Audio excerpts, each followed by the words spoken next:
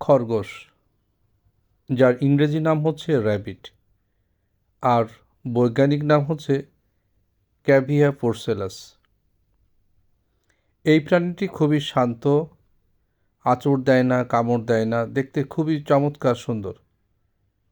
বিভিন্ন রঙের এবং বিভিন্ন সাইজের হয়ে থাকে, জাত অনুসারে ছোট, বড় এবং অনেক বড় হয়ে থাকে এই প্রাণীটি। এই যে র্যাবিটগুলো দেখছেন বা খরগোশগুলো দেখছেন, এটা আমাদের দেশীয় প্রজাতি নয়।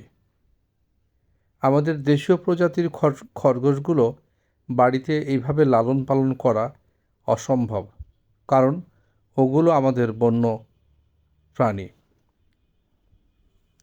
এবং ওরা সহজে পোষ মানে না। এই খরগোশগুলো সহজে পোষ মানানো যায় এবং বাড়িতে পালন করা যায়।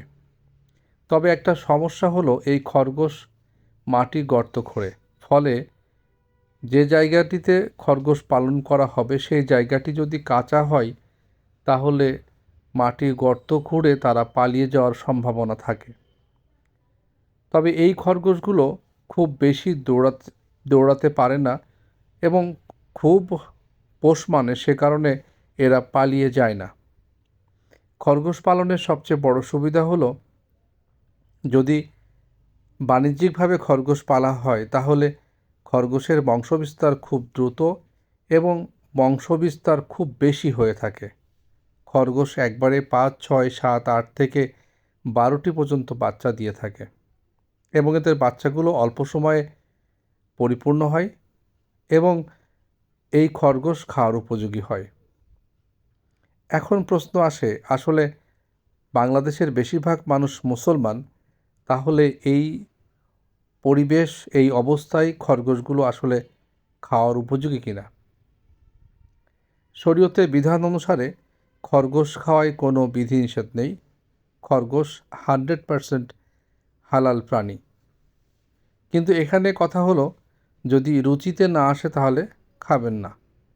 আর আমাদের দেশে খরগোশ খাওয়ার প্রচলন না থাকার কারণে খরগোশ খাওয়ার কথা বললেই আমরা অনেক মানুষই চিন্তা করি যে খরগোশটি হয়তো আমাদের জন্যে এটা হালাল নয়। শুধুমাত্র কিছু বন জঙ্গলের মানুষ যারা খরগোশকে শিকার করে খাদ্য হিসাবে গ্রহণ করে, তাদের জন্যই হয়তো এই প্রাণীটি খাওয়ার যোগ্য। এই কথাটি একদমই ঠিক নয়। খরগোশ উন্নত মানের প্রোটিন সমৃদ্ধ